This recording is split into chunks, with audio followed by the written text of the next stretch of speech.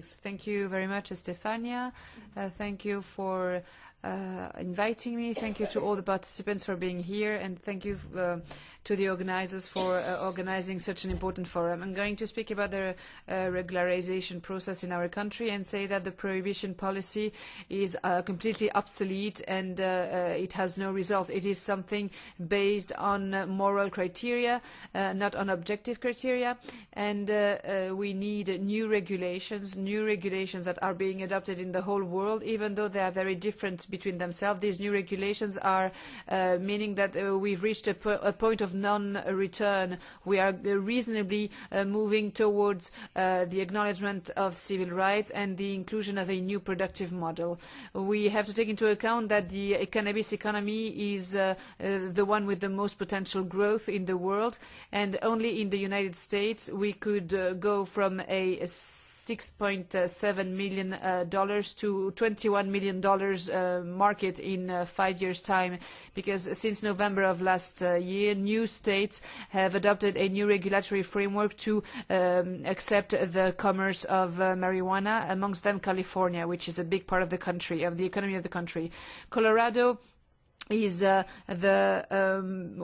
well-known experience, and I'm going to speak about that and then about what's happening in the rest of the world. In Colorado, thanks to a popular initiative, because they also have that mechanism in that state, they got sufficient signatures. It was voted in their own Congress, and they made trade legal because the medicinal use was already legal, even though the governor of Colorado was against that proposal. And it is interesting to note that civil society was the one pushing the project forward despite a political opposition, and they managed to have it adopted. Which is interesting with this new regulation is not only is it a big stride for human rights, but it is also about the tax revenue. By law, tax revenue is based on two pillars, the taxes and the best fund.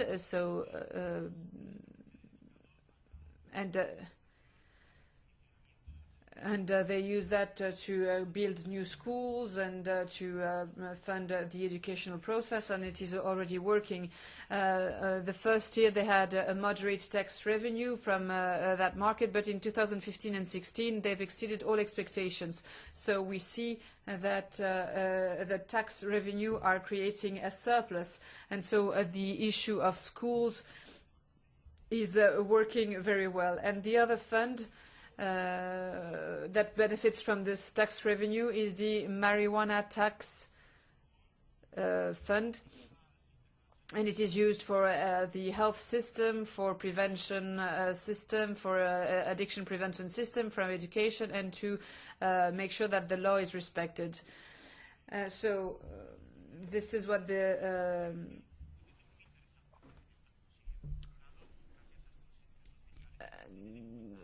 money is used for, and we have to take into account that we are talking about a market of $60 million per month for the recreational use, and $40 million a month for medicinal use, for a state of 5 million inhabitants. So you can imagine the incidence on the economy. The image of the Colorado state is quite good. They give licenses, and they have good monitoring processes, and all information is available online. But there are also negative aspects.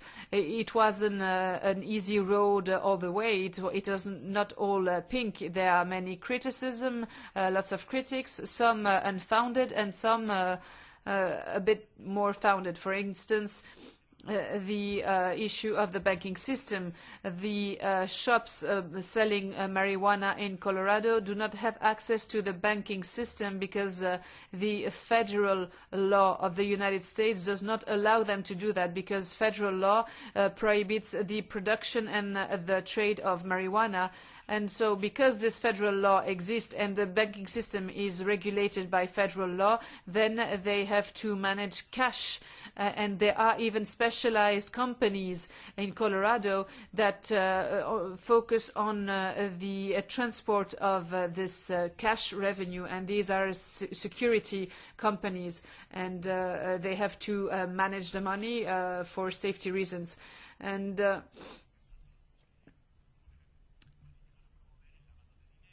this could lead to some issues like money laundering and so on and so forth.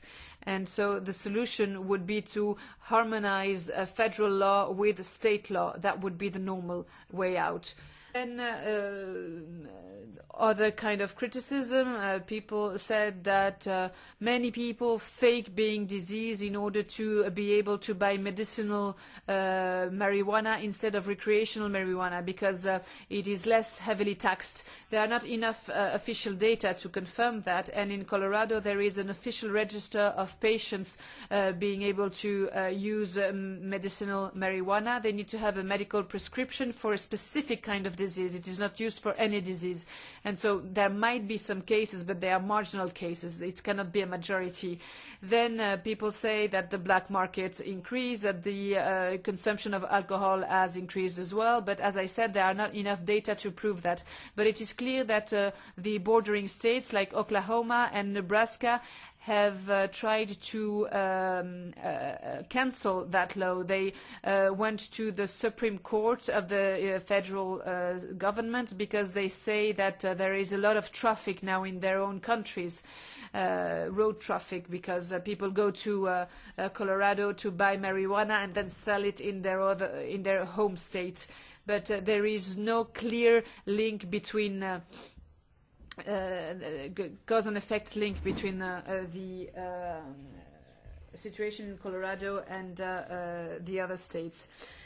This legalization of marijuana also, because they see that it worked really well,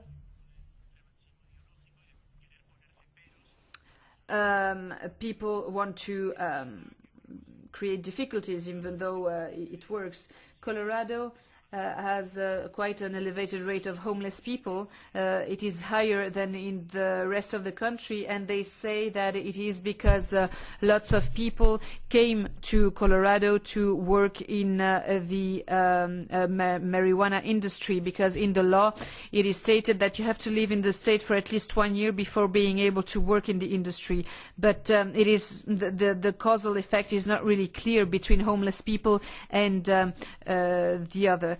So all this is based on speculations, as I said. There is not really hard proof to back it. And let's not forget that there is a trade limit for non-residents, so you cannot buy huge quantities of marijuana if you are not a Colorado resident, and so it is very difficult to traffic marijuana from there. However, from my own opinion is that the advantages go well beyond all those critics, because there's been a development of the cannabis industry and all the associated business. It is good for companies creating THC capsules or CBD capsules. There are professional extractors to have the right concentrations of H2O and the rest. There are also certification companies. So these are official institutions. And most of the production facilities are closed facilities, and so the energy consumption is much higher than in Europe, in countries like Spain or Portugal, and so they're doing their very best to not have lots of carbon emissions. They also try to reduce the waste related to the cannabis growth, and so there's a whole industry, a whole business being developed. They're even developing a cupboard to grow your own marijuana, and you can control it via a smartphone app. And so there are lots of potential, lots of opportunities. And it is also good for SMEs, and even tourism is increasing in the state. What else in the United States? Since November, of course, Trump won the elections, but in some states, with the popular initiative mechanism, some states can now sell marijuana for recreational use. It is now legal in California. It is very important because it's showing the GDP of the USA is very important. Nevada, where Las Vegas is situated, Massachusetts with Boston, Maine, the District of Columbia, where Washington, D.C. is located. So there are 8 states plus Washington, D.C. who've legalized the commerce of marijuana, and 28 other states have legalized the medicinal use of marijuana. And so it shows that not only in the United States but at the global level there is a positive trend. In California there is a problem because the new general prosecutor is wants to prohibit marijuana. He is very conservative, and he is not in favor of these new laws. And so he's already warned the Californian people that there is a federal law that is above the state law, and he says that he's going to apply that. But the California governor said that they're going to work against him, that they're going to go to courts if need be, or adopt the appropriate measures in order to make the Californian law prevail. There are other conflicts between the federal state and the state's laws. The police trade unions also said that there are problems because there are too many licenses, and that only a few companies are responsible for granting the licenses and the authorizations. And so they say that it is concentrating a lot of power in the hands of a few people, and this could lead to money laundering and other types of crimes. And they fear for a McDonald-like kind of marijuana, so this could lead to social precarity, and so they ask for legal counterweights to make sure that one company has not all the power. And I think it is also important to learn the lessons in the whole world, because we need to make the most of every contract, of every situation, in order to adopt the best model available. In the EU, there are also steps towards the legalization in many EU countries, but also in Latin America, in Colombia, and in Chile. In Chile, you can grow marijuana. You have to make a legal declaration in court to say, I'm going to do that, I'm going to grow that many plants. In Mexico, things are changing as well. Civil society, through a court process, managed to legalize. The judges of the Supreme Court said that the request of an organization of cannabis users was valid, and so it created a precedent, and this is opening up the door to various possibilities, so that policymakers can use that judgment to amplify it, because this judgment currently is only applied to this the ones who introduced the complaint. But this is an openness, and Mexico is the second producer of marijuana in the world, so it is a very important market, and the clubs are also developing in Mexico. Uruguay, in July of this year, after 2 years, they're also changing their position, because they took their time. They took 2 years between the adoption and the implementation in Uruguay, people were quite critical because they said that it was a very patronizing view. It says that if you want to consume marijuana for a recreational use, you have to give your data to the state. You have to be registered in an official register, whereas people consuming alcohol or antidepressant don't have to register. So they said it was too stringent a mechanism. And pharmacies are in charge of selling marijuana. I'm not sure that it is a pharmacist's business, but we could use the legalization of marijuana to give more opportunity to more people. And the seeds also. In Uruguay, it is quite opaque. The Institute for the Control and the Monitoring of Cannabis is a public institution. They say that they want one exclusive seed for Uruguay. It is not a bad idea at the basis, because they don't want Uruguay to be used to flood the whole continent with marijuana. Because with a specific seed for Uruguay, traceability would be easier. So if there is a traffic of marijuana, for instance, in Argentina, with a little research, a little test, they could say if it comes from Uruguay or not. So they want to maintain the genetic properties of cannabis, but having their own brand of cannabis. There are a few companies that got the authorizations. One of them is not from Uruguay, so they're saying that two big corporations with already a lot of turnover are going to get even more market opportunities. And one of the critics is that instead of doing that, they could give the certificates or the authorizations to SMEs, local SMEs.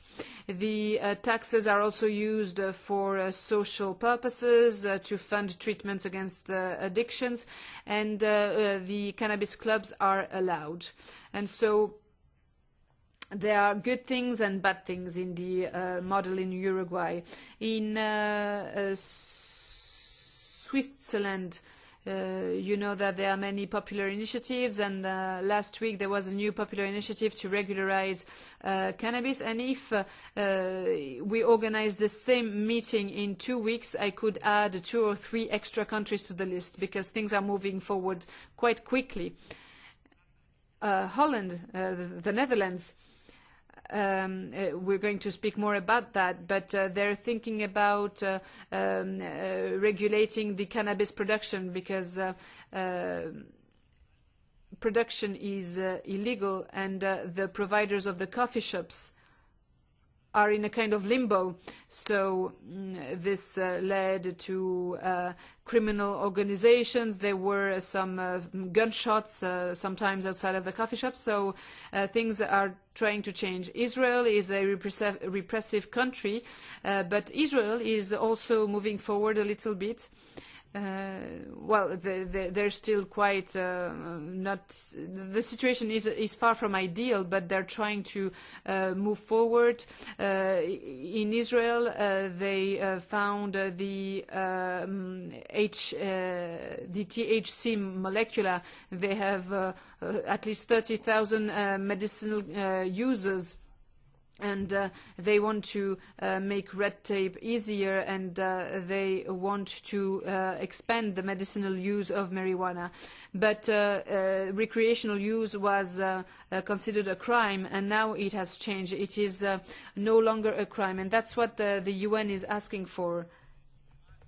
On the one hand, the UN is saying that it is illegal, that cannabis clubs cannot be tolerated, but on the other hand, they are acknowledging that it is good to decriminalize, that is going to help solve some social issues and decrease overpopulation in jail. So in Israel now it's decriminalized. So if you get caught smoking a joint, you get a fine. It's like, for instance, 50 euros for the first fine, fine, €250 for the second fine, and the third time you get your weapons license revoked, which in Israel is a big thing. And finally, the case of Canada. Canada is going to become the first industrialized world nation that is going to legalize the recreational use of marijuana in its whole territory. It's going to be the most important experience of this trade model. They had approved medicinal use, and now they are creating the legal background. They want to make it right. They don't want to have the same criticism as in Colorado. They want to have the needed legal counterweights in order to have the best model possible. And that's about it. As I said in the beginning, we need to take into account all these processes. I recommend that we follow them up very closely, that we learn the lessons of our peers, and that we keep on fighting, not only on a legal point of view, but also on a cultural point of view, because we need to disseminate information, to raise awareness, organize other days such as this one, do what we can in order to change the cultural stance, because the cultural fight is crucial. Because, as Oriol said, a few years ago, the mindset was different, was very strict, and now it's changing, and we are at an historic time now, and things are changing a bit. It's not about joints anymore or narcotics. It's about seeing it as a business opportunity, as a job creation opportunity, as an opportunity to relieve people from pain, and so on and so forth. And so I hope we are going to be able to make the most of all these opportunities. Thank you very much for your attention.